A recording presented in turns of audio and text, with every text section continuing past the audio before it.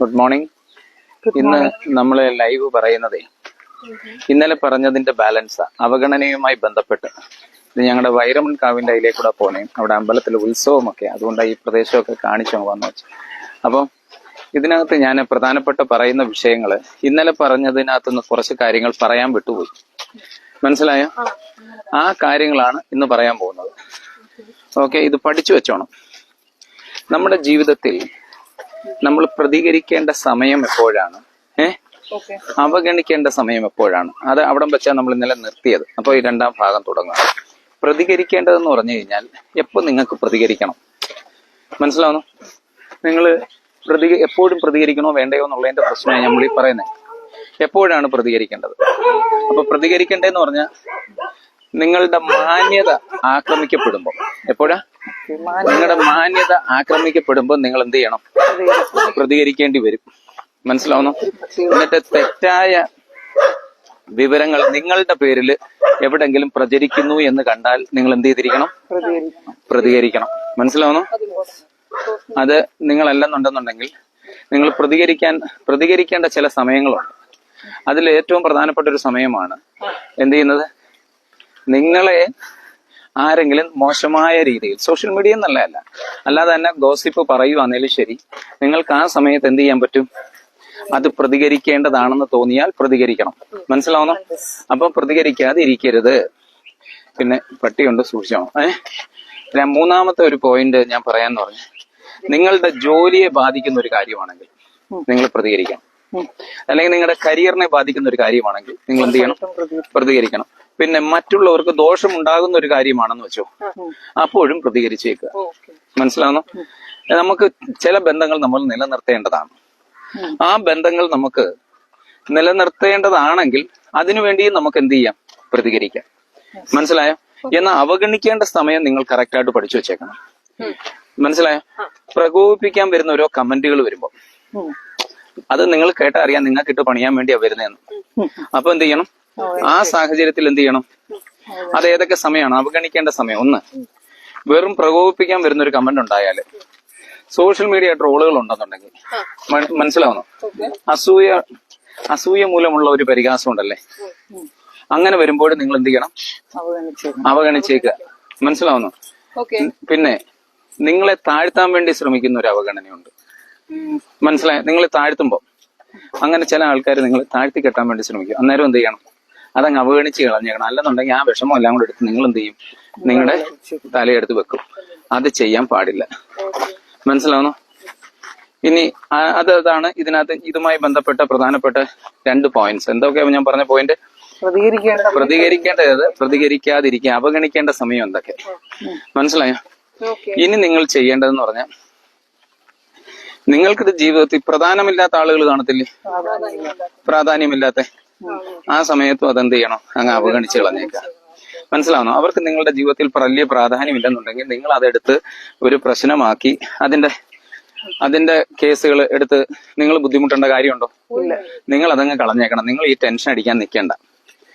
മനസ്സിലാവുന്നു? അപ്പൊ ഒരു സിമ്പിൾ ഫോർമുല എന്ന് പറഞ്ഞാൽ, നമ്മൾ ഇതിനകത്ത് ഈ അവഗണിക്കുമ്പോഴും പ്രതികരിക്കുമ്പോഴും നമ്മൾ ഇങ്ങനെ ഒരു കാര്യം ഒന്ന് ശ്രദ്ധിച്ചേക്കണം. എന്തോന്നറിയാമോ മോനെ? അതായത് നമ്മൾ സ്വയം ഒരു ചോദ്യം ചോദിക്കണം. ഇതെനിക്ക് വലിയ പ്രാധാന്യമുള്ള കേസാണോ? ഈ ഒരു 5 വർഷത്തേക്കൊക്കെ എനിക്ക് പ്രാധാന്യം ഉണ്ടോ ഈ കേസ്? മനസ്സിലായോ? ഇതെന്റെ ലക്ഷ്യത്തെ ബാധിക്കുമോ? മനസ്സിലാവുന്നോ? ഈ അവഗണിക്കുന്ന അല്ലെന്നുണ്ടെങ്കിൽ ഇതിന് പ്രതികരിക്കേണ്ട വ്യക്തിയുടെ നമ്മുടെ ജീവിതത്തിൽ വലിയ വിലയുള്ള ആളാണോ? മനസ്സിലാവുന്നോ? അതേന്നാണ് നിങ്ങളുടെ ആൻസർ എങ്കിൽ നിങ്ങൾ എന്ത് ചെയ്യുക? പ്രതികരിക്കുക. അല്ലെന്നുണ്ടെങ്കിൽ നിങ്ങൾ വിട്ടേക്കുക. മനസ്സിലാവുന്നു? ഇതിപ്പോ എല്ലാവരുടെയും ജീവിതത്തിൽ പ്രശ്നങ്ങൾ എങ്ങനെയാണ്? നമ്മൾ ആവശ്യമില്ലാത്തടത്ത് പ്രതികരിക്കുന്നു. നമ്മൾ പല കാര്യങ്ങളും അവഗണിക്കേണ്ടതെല്ലാം നമ്മൾ കയറി നമ്മുടെ റിസ്ക്കും നമ്മുടെ സമാധാനവും കളയുക. ഞാനിപ്പോ കൂടുതലായിട്ട് ഈ പ്രകൃതിയെ കാണിക്കുന്ന എന്താണെന്നറിയാമോ? ഇന്ന് ഇവിടെ നമ്മുടെ അക്കുഡേറ്റിന്റെ അതിലേ കൂടെ പോകുന്നുണ്ടേ നമ്മുടെ ഈ പ്രകൃതി സൗന്ദര്യമൊക്കെ നാട്ടുകാർ കാണട്ടെ. ഇവിടെ കനാലിൽ നല്ലോണം വെള്ളം നിറഞ്ഞു കിടക്കുന്ന സമയം. വളരെ ശ്രദ്ധിച്ചോണം, ഇതിനകത്തങ്ങും വീടരുത്. അപ്പൊ മനസ്സിലായോ? ഇനിയിപ്പോ എന്ന് പറഞ്ഞു കഴിഞ്ഞാൽ ഞാൻ പറയേണ്ടത്, അവഗണിക്കുക എന്ന് പറയുന്നത് യഥാർത്ഥത്തിൽ എന്താണെന്നറിയാമോ? അതൊരു തന്ത്രമാണ്. അവഗണിക്കുക എന്ന് പറഞ്ഞാൽ എന്താണ്? ഒരു തന്ത്രമാണ്. മനസ്സിലാവുന്നോ? അതായത് നിങ്ങൾക്ക് മാനസികമായിട്ട് അത് നിങ്ങളെ സന്തോഷിപ്പിക്കും ചില സമയത്ത്. അപ്പൊ അവഗണിക്കുക എന്ന് പറഞ്ഞ ഒരു തന്ത്രമാണ് അത്. യഥാർത്ഥത്തിൽ മനസ്സിന്റെ ഒരു ഫിൽട്ടറിങ്ങുമാണ് യഥാർത്ഥത്തിൽ. മനസ്സിലാവുന്നു? നമ്മുടെ ഗ്രൗണ്ടിലൊക്കെ വെള്ളം കയറി. അപ്പൊ എനിക്ക് വേറൊരു കാര്യം നമ്മൾ ആലോചിച്ചോണം. മറുപടി എല്ലാവർക്കും കൊടുക്കണ്ട. എന്ത് ചെയ്യണ്ട? മറുപടി എന്ത് ചെയ്യണ്ട? എല്ലാവർക്കും മറുപടി കൊടുക്കണ്ട. അപ്പൊ നമുക്ക് ടൈം തരുന്നവർക്ക് മാത്രം മറുപടി കൊടുത്താൽ മതി. ഇവർ നമുക്ക് ടൈം തരുന്നവരാണോ? മനസ്സിലാവുന്നു? എനിക്ക് അന്നേരം ഇങ്ങനെ മനസ്സിൽ വെച്ചേക്കണം, എനിക്ക് പ്രതികരിക്കാനുള്ള കഴിവുണ്ട്. മനസ്സിലാവുന്നു? എനിക്ക് പ്രതികരിക്കാനുള്ള കഴിവുണ്ട്, പക്ഷെ ഞാൻ എല്ലാത്തിനും പ്രതികരിക്കത്തില്ല. മനസ്സിനെ ഇങ്ങനെ കൃത്യമായി മാറ്റി വെച്ചേക്കുക. ഐഡിയ കിട്ടുന്നു നേഹ? അപ്പം ഈ ഫ്രണ്ട്സിനെയൊക്കെ അവഗണിക്കുമ്പോ ഉണ്ടല്ലോ, ഈ ഫ്രണ്ട്സിനെ അവഗണിക്കുമ്പോ യഥാർത്ഥത്തിൽ ഇനിയും നിങ്ങളെല്ലാം ഒന്ന് ശ്രദ്ധിച്ചോണം. നല്ല ഫ്രണ്ട്സിനെ അവഗണിക്കുമ്പോ നമുക്കൊരു വേദന വരും. മനസ്സിലായോ? അന്നേരം അവര് നമുക്ക് വില തരാതിരിക്കുമ്പോ എന്ത് ചെയ്യുന്നു? അവിടെ ഈ അക്കുഡേറ്റ് ഇച്ചിരി ലീക്ക് ആവുന്നുണ്ട്. അത് പ്രത്യേകം ശ്രദ്ധയ്ക്ക് കാരണമാക്കണം. വെള്ളം നല്ലോണം പോകുന്നുണ്ട് കേട്ടോ. ഓക്കെ, അന്നേരം അതുകൊണ്ടൊന്നും അല്ല.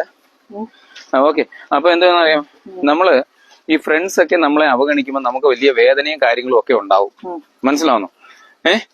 അപ്പൊ നമ്മൾ എന്താ ചെയ്യേണ്ടത്? എന്തുകൊണ്ട് ആ വേദന കൂടുതലെന്ന് അറിയാമോ? അവർക്ക് നമ്മുടെ ദൗർബല്യങ്ങൾ അറിയാം. എന്താ കാര്യം? നമ്മുടെ ദൗർബല്യങ്ങൾ എന്ത് ചെയ്യാൻ പറ്റും? അവർക്ക് അറിയാൻ പറ്റും. അത് നമുക്കൊരു വിഷമമാണ്. മനസ്സിലാവുന്നു? അവരുടെ അംഗീകാരം നമ്മൾ പ്രതീക്ഷിക്കുന്നു. എന്ത് ചെയ്യുന്നു? അവരുടെ അംഗീകാരം നമ്മൾ പ്രതീക്ഷിക്കുന്നു.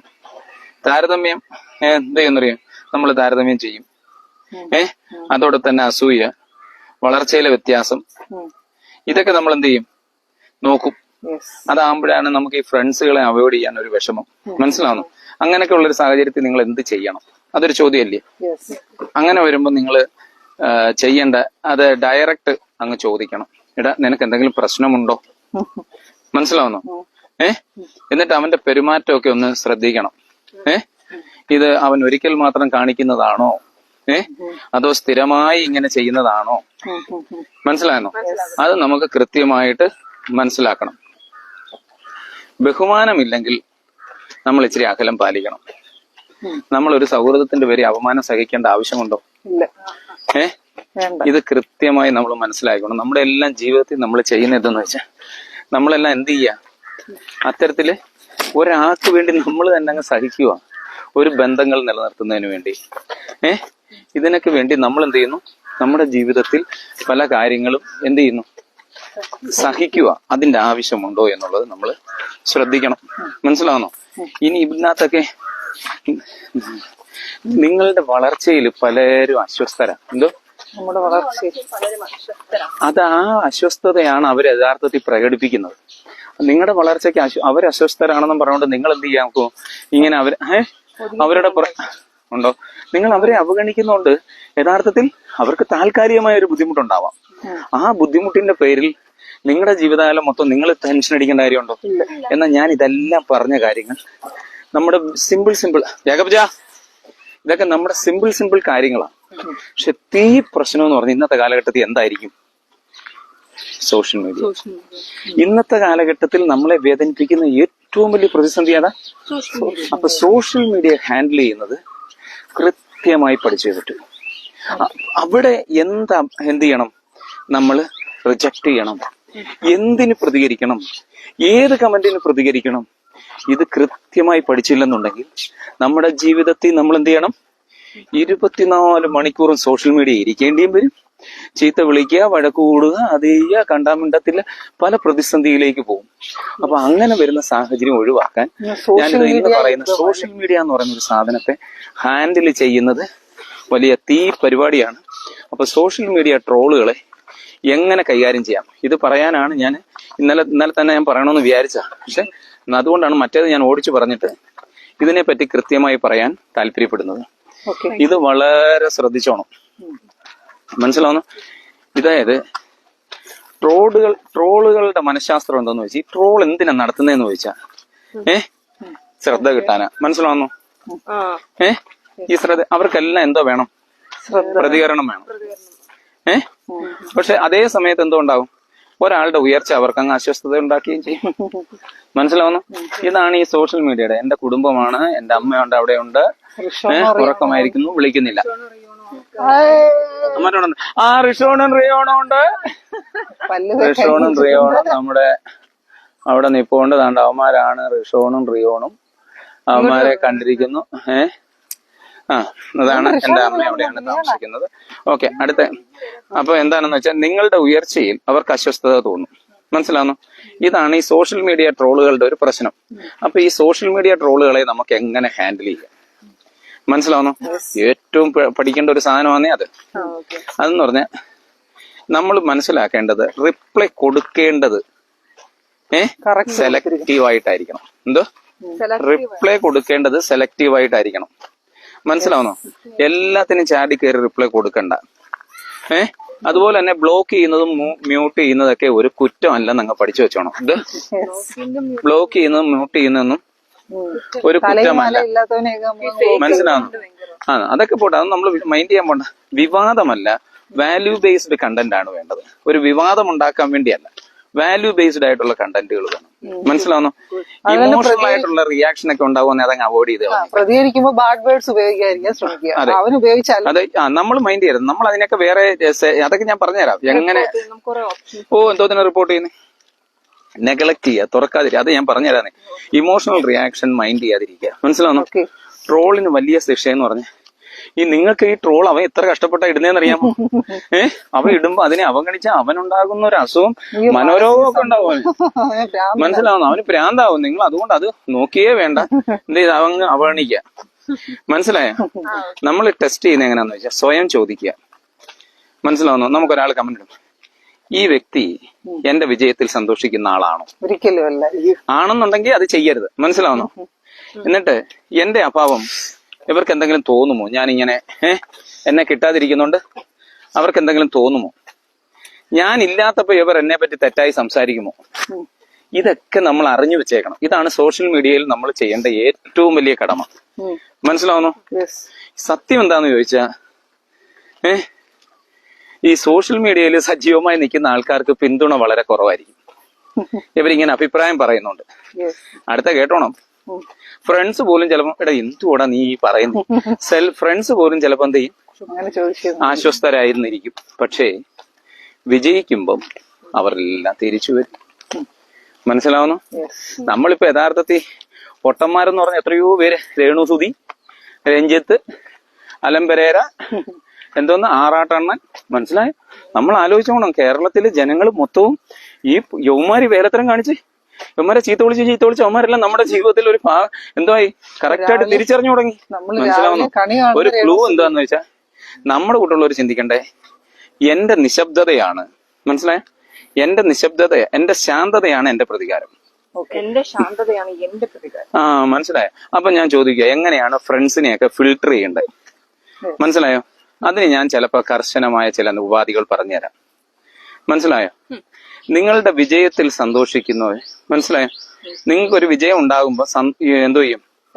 സന്തോഷിക്കുമോ? ഇവൻ മിണ്ടാതിരിക്കുമോ?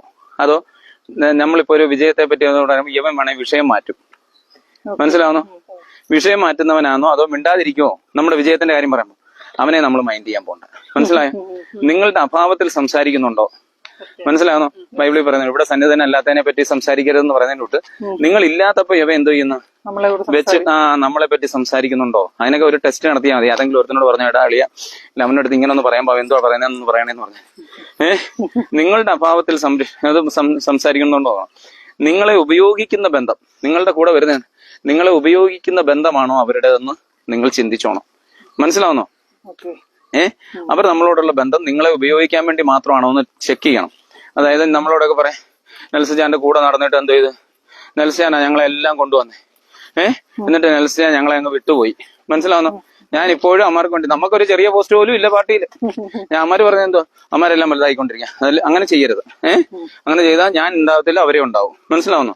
നിങ്ങളുടെ പരിധി എന്തായാലും നിങ്ങളുടെ ഒരു പരിധികളുണ്ടല്ലേ, അതിനെ അവർ ബഹുമാനിക്കുന്നു നോക്കണം. മനസ്സിലാവുന്നു? നിങ്ങളുടെ ഒരു ക്ഷീണാവസ്ഥയിൽ അവർ കൂടെ ഉണ്ടോ? അടുത്ത പോയിന്റ് എന്ത്? നമ്മുടെ ക്ഷീണാവസ്ഥയിൽ അവർക്ക് നമ്മൾ തളരുന്ന സമയത്ത് അവർ കൂടെ ഉണ്ടോ? ഇതൊരു പ്രധാനപ്പെട്ട ചോദ്യമല്ലേ? ഇതാണ് നമ്മൾ എന്ത് ചെയ്യേണ്ടത്. ഈ സോഷ്യൽ മീഡിയയുമായി ബന്ധപ്പെട്ട ചില കാര്യങ്ങളിൽ നമ്മൾ ശ്രദ്ധിക്കേണ്ട കാര്യങ്ങൾ. ഇപ്പൊ അതിനകത്ത് കുറെ പോയിന്റ്സ് ഒക്കെ കിട്ടിയോ? നമുക്ക് ഇതിലെ തിരിഞ്ഞ് അങ്ങോട്ടങ്ങാൻ നടക്കണേ.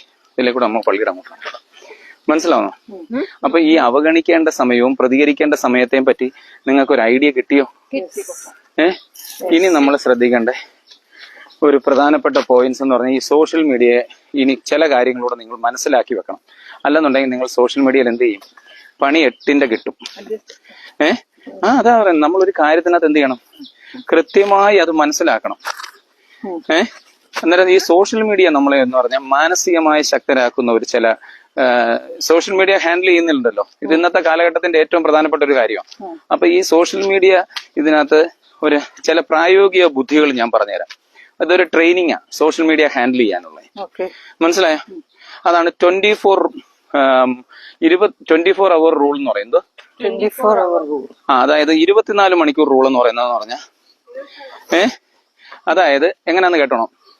ഭയങ്കര പ്രകോപനം ഉണ്ടാക്കുന്ന ഒരു കമന്റ്, മനസ്സിലാവുന്ന അല്ലെങ്കിൽ ഒരു കമന്റ് നിങ്ങൾ ഇട്ടു, അതിന് ഭയങ്കരമായിട്ട് രീതിയിൽ കിടക്കണമെന്ന് പറഞ്ഞുകൊണ്ട് മറുപടി വരുന്നതാണെന്ന് ഇരുന്നോട്ടെ. നിങ്ങൾ 24 മണിക്കൂർ കഴിഞ്ഞാൽ അടുത്ത ആ കമന്റിന് മറുപടി കൊടുക്കാവും. മനസ്സിലായോ? നിങ്ങൾ ഇനി മുതൽ ചാടി കയറി എന്ത് ചെയ്യണ്ട? സോഷ്യൽ മീഡിയ ഇതൊക്കെ ഭയങ്കരമായി പഠിക്കുന്ന ടെക്നിക്സുകളാണ്. നിങ്ങൾ ശ്രദ്ധിക്കാത്ത സാധനം. അപ്പൊ ഇതിനാണ് 24 അവർ റൂൾ എന്ന് പറയുന്നത്. അല്ലെന്നുണ്ടെങ്കിൽ ഈ പറയുന്ന എല്ലാമാരും എന്ത് ചെയ്യും?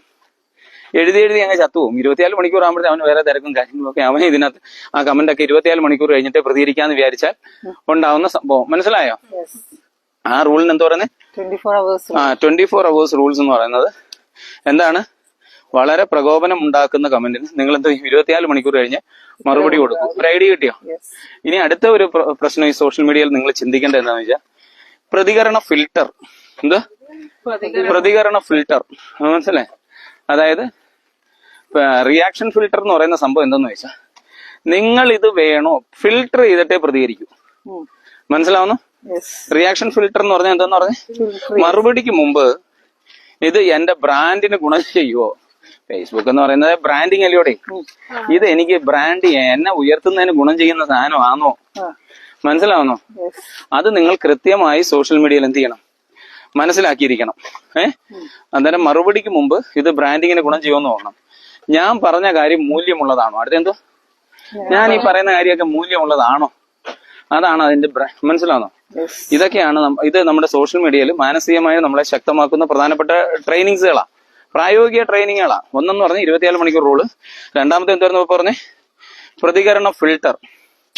ഇത് പ്രതികരിക്കണോ? മനസ്സിലാവുന്നോ? അടുത്തെന്ന് പറഞ്ഞ 80-20 നിയമം. ഈ 80-20 റൂൾസ് എന്ന് പറഞ്ഞാൽ എല്ലായിടത്തും ഉള്ളതാണ്. ആ 80-20 റൂൾസ് എന്ന് പറഞ്ഞാൽ നിങ്ങൾ 80% കണ്ടന്റ് ഉണ്ടാക്കണം. എത്ര ശതമാനം? 20% കമന്റിന് മറുപടി കൊടുക്കാവൂ. മനസ്സിലാവുന്നു? ആവശ്യമില്ലാതെ ഫേസ്ബുക്ക് നിങ്ങൾക്ക് ഉപയോഗിക്കാൻ പോകുമ്പോൾ നിങ്ങളുടെ തലച്ചോറിനെ കേടാക്കണമെന്നുണ്ടെന്നുണ്ടെങ്കിൽ പിന്നെ ഫേസ്ബുക്ക് നിങ്ങൾ കിടന്ന് ഉപയോഗിക്കേണ്ട കാര്യമുണ്ടോ? പ്രൊക്കാസ്റ്റിനേഷൻ എന്ന് പറഞ്ഞാൽ അത് പ്രൊക്കാസ്റ്റിനേഷൻ ഒരു സൈഡ്. മനസ്സിലായോ? അപ്പൊ അതല്ലേ ഡിജിറ്റൽ ഡിറ്റോക്സ് ഉണ്ട്. അതായത് അത് ഡിറ്റോക്സ് എന്ന് പറഞ്ഞാൽ ആഴ്ചയിൽ ഒരു ദിവസം മാത്രമേ കമന്റ് നോക്കൂ. അല്ലെങ്കിൽ അതങ്ങനല്ല. ആഴ്ചയിൽ ഒരു ദിവസം നമ്മൾ എന്ത് ചെയ്യുന്നില്ല? കമന്റ് നോക്കുന്നില്ല. മനസ്സിലാവുന്നോ? ആഴ്ചയിൽ ഒരു ദിവസം സോഷ്യൽ മീഡിയയിൽ എന്ത് ചെയ്യുന്നില്ല? കമന്റ് നോക്കുന്നില്ല. അടുത്തൊരു പോയിന്റ് എന്താണെന്നറിയാമോ? ഇതിന്റെ അകത്ത് അടുത്ത പ്രധാനപ്പെട്ട ഒരു പോയിന്റ് എന്ന് പറയുന്നത് ഇതൊക്കെ നമ്മൾ പൈസ കൊടുത്ത് പഠിക്കുന്ന കാര്യങ്ങളാണ്. മനസ്സിലാവുന്നോ? വ്യക്തിപരമായി എതിർക്കരുത്. അടുത്തെന്തോ ഒരു കാര്യം ഇതിനകത്ത് വരുമ്പോൾ സോഷ്യൽ മീഡിയ വരുന്ന ഒരു സാധനം വ്യക്തിപരമായി എടുക്കരുത്. കാരണം എന്താണെന്നറിയാമോ? പലരും ഇതിനകത്ത് പോസിറ്റീവായിട്ട് പ്രതികരിക്കത്തില്ല. സോഷ്യൽ മീഡിയയിൽ ആരും എന്ത് ചെയ്യത്തില്ല? പോസിറ്റീവായിട്ട് പ്രതികരിക്കത്തില്ല. കാരണം എന്താ? അവര് പറയുന്ന എന്താ? അവരുടെ മനസ്സിലെ നിരാശയാ പറയുന്നേ. മനസ്സിലാവുന്നോടെ? അവരുടെ മനസ്സിന്റെ നിരാശയാണ് എഴുതി വെക്കുന്നത്. അല്ല നിന്നോടുള്ള പ്രശ്നം കൊണ്ടല്ല. അവൻ കഷ്ടപ്പെട്ട് അവനാണെങ്കിൽ എങ്ങനെ ചൊറി വരുവാ. പിന്നെ അടുത്ത് എന്തെന്ന് പറഞ്ഞാൽ സെലക്ട് ഗ്രോത്ത് സ്ട്രാറ്റജി എന്ന് പറയുന്ന ഒരെണ്ണമുണ്ട്. മനസ്സിലായോ? അത് നിങ്ങൾ എപ്പോഴും പഠിച്ചു വേണം. എന്തോ സെലക്ട് അല്ല, നമ്മൾ സെലക്റ്റീവായിട്ട് പറയാം. അതായത് ഈ സൈലന്റ് ഗ്രോത്ത് സ്ട്രാറ്റജി എന്താ പറയുന്നത്? സൈലന്റ് ഗ്രോത്ത് സ്ട്രാറ്റജി എന്ന് പറയുന്നത് എന്തുവാന്ന് നമ്മൾ പറയണം. ഈ സൈലന്റ് ഗ്രോത്ത് സ്ട്രാറ്റജി എന്ന് പറയുന്നത് നമ്മൾ കുറച്ച് സംസാരിക്കുക. എന്ത്? കുറച്ച് സംസാരിക്കുക. കുറച്ച് സംസാരിക്കുക. ഉം. കുറച്ച് സംസാരിക്കുക, കൂടുതൽ എന്ത് ചെയ്യണം? കുറച്ച് സംസാരിക്കുക, കൂടുതൽ പ്രവർത്തിക്കുക. ഉം. ഐഡിയ കിട്ടുന്നോ? Yes. അപ്പൊ അത് നമ്മൾ കുറച്ച് സംസാരം, കൂടുതൽ പ്രവൃത്തി, ഉം. കൂടുതൽ ഫലം. ഉം. മനസ്സിലാവുന്നോ? അപ്പൊ എന്ത്? കുറച്ച് അപ്പൊ നമ്മുടെ ഈ ഫലങ്ങളായിരിക്കണം സംസാരിക്കേണ്ടത്. Yes. ഐഡിയ കിട്ടിയോ? ഉം. നമ്മൾ കുറച്ച് എന്ത് ചെയ്യുക? സംസാരിക്കുക, കൂടുതൽ പ്രവർത്തിക്കുക. അപ്പൊ എന്തുണ്ടാവും? നല്ല ഫലം. ഫലമുണ്ടാവും. ഇതെന്ത് ചെയ്യണം? ആ ഫലങ്ങളാണ് നമുക്ക് വേണ്ടി യഥാർത്ഥത്തിൽ ചർച്ച ചെയ്യേണ്ടത്. മനസ്സിലായോ? Yes. അന്നേരം ഒരു കാര്യം കൂടെ സോഷ്യൽ മീഡിയ നമ്മൾ പഠിച്ചോണം. ഈ വിമർശനം എല്ലാം എന്ത് ചെയ്യും? എപ്പോഴും ഉണ്ട്. ഇനിയിപ്പോ എന്തൊക്കെ പറഞ്ഞെന്ന് പറഞ്ഞാലും സോഷ്യൽ മീഡിയയിൽ സ്ഥിരമായി എന്ത്, നരേന്ദ്രമോദി ആയാലും വിമർശിക്കും, രമേശ് ചെന്നിത്തലയും വിമർശിക്കും, പിണറായി വിജയനെയും വിമർശിക്കും. കാരണം എന്താ? ഒരിക്കലും ചിന്തിക്കരുത് അത് പിണറായി വിജയന്റെ പ്രശ്നമല്ല, രമേശ് ചെന്നിത്തലയുടെ പ്രശ്നമല്ല.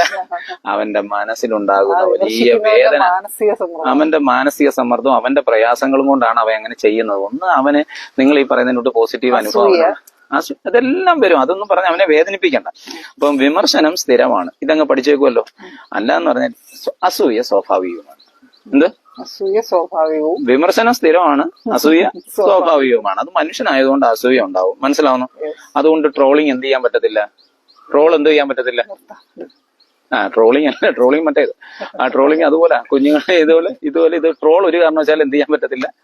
നിർത്താനേ പറ്റത്തില്ല. മനസ്സിലാവുന്നോ? ട്രോൾ നിർത്താൻ പറ്റത്തില്ല. വിമർശനം എന്ത് ചെയ്യണം? സ്ഥിരമാണ്. പിന്നെ അടുത്ത് എന്താണെന്ന് പറഞ്ഞാൽ അസൂയ സ്വാഭാവികമാണ്. മനസ്സിലാവുന്നോ? അപ്പൊ ഞാൻ ഒരു കാര്യം പറയാം. വിമർശനം അന്നേരം നിങ്ങൾക്ക് എന്തായിരിക്കണം? പെട്രോൾ ആയിരിക്കണം. പൂച്ചെണ്ടൽ ഫ്യൂവല്. നിങ്ങൾക്ക് ഇടിച്ച് കയറാൻ വേണ്ടിയുള്ള ഇത്. അപ്പൊ നിങ്ങൾക്ക് വേണ്ടി ജയ് വിളിക്കുന്ന ആൾക്കാരായിരിക്കും? വിമർശനമാണ്. ബാക്ക്ഗ്രൗണ്ട് മൊത്തം ആരാ? വിമർശനങ്ങളാ.